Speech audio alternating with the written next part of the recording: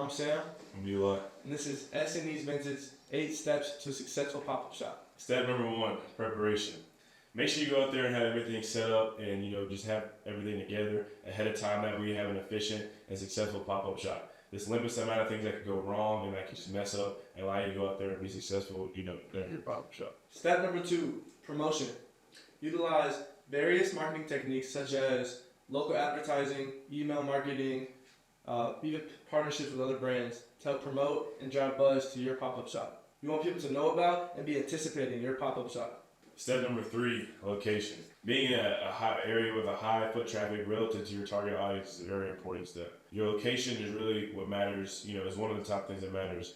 Another thing is partnering with another company or business that is, very similar to you in your actions. That way you guys can just make your pop-up shop more visible and, more known by other people and more other audiences that, you weren't able to reach before. Step number 4, design your space. You want to create an attractive and inviting space that reflects your brand. Think about things like decor, signage, all these things are things that can help create your space and reflect your brand successfully. Step number 5, inventory. Stocking up on inventory is a very important step.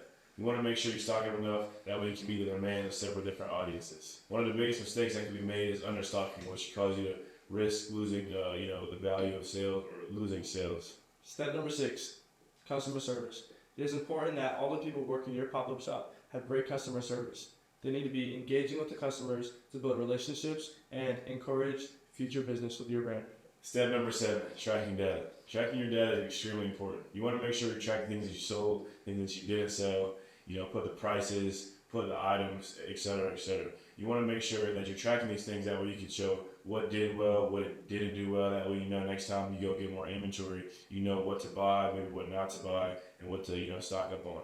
Another thing that's very important is tracking the things that you bought for your setup or for your pop-up. That way you make sure that what things worked well, what things didn't work well, such as racks, signs, etc., etc. You want to track these things. That way you can make sure you do or do not buy these things again in the future, just in case things don't work well, or things are cheap, or things are flimsy. Step number 8, follow up. After the pop-up shop ends, you want to follow up with your customers through social media and thank them for their support and keep them engaged with your brand. That was SNE's Vintage 8 Steps to a Successful Pop-up Shop. Follow for more vintage content and business tips. See y'all.